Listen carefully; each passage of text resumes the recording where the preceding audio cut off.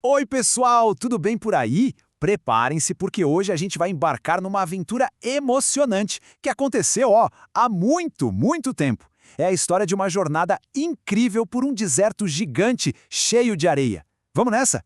Para começar, vamos imaginar uma coisa bem maluca.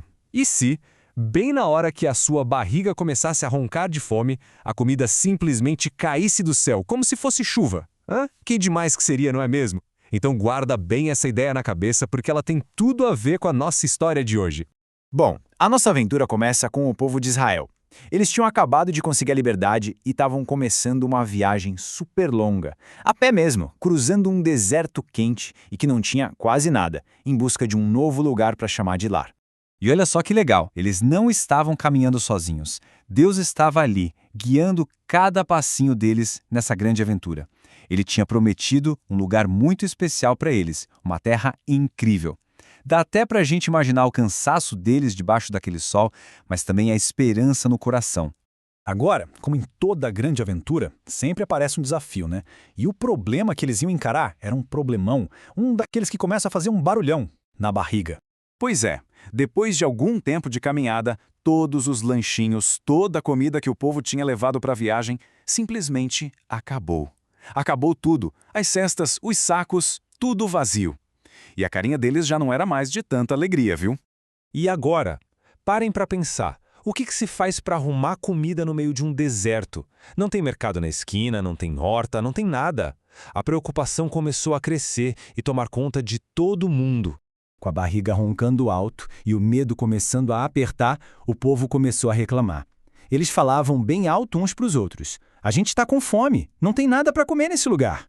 Mas, sabe, mesmo com toda aquela reclamação, Deus estava ouvindo. E ele já tinha um plano super especial e, olha, surpreendente para resolver esse problema da fome. Deus ouviu o choro e a preocupação do seu povo e fez uma promessa que parecia impossível. Ele disse que mandaria comida, direto do céu. Já pensou? Imagina a surpresa e a esperança que apareceram no rosto de cada um. E não é que na manhã seguinte o milagre aconteceu. Quando as pessoas acordaram e saíram de suas tendas, o chão do deserto estava todo coberto com umas coisinhas brancas e redondinhas. Era um pão especial que Deus mandou, e o nome dele era maná. Mas o que era esse tal de maná? Bom, ele parecia umas sementinhas brancas. E o gosto? Dizem que tinha um gosto delicioso de bolinho de mel. Que delícia! Era um presente de Deus que chegava todo santo dia. Olha, receber essa comidinha mágica era incrível, claro. Mas, junto com ela, veio uma regra. Uma regra muito, muito importante que Deus passou para eles.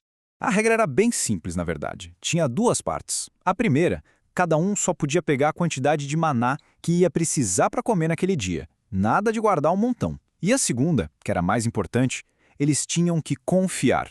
Confiar que no dia seguinte, Deus ia mandar mais comida. Era um teste de confiança diário.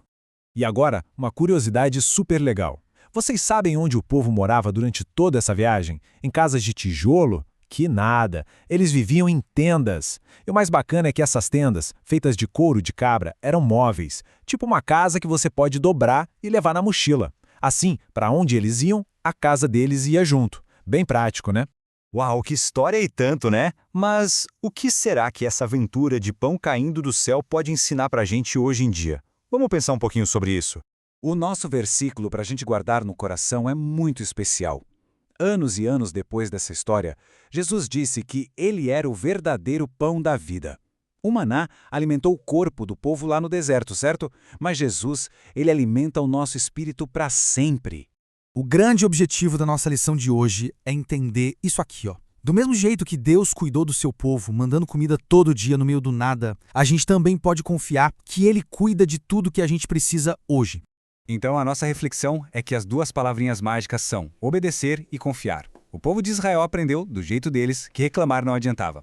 O melhor era confiar no plano de Deus, porque Ele sempre sabe do que a gente precisa antes mesmo da gente pedir.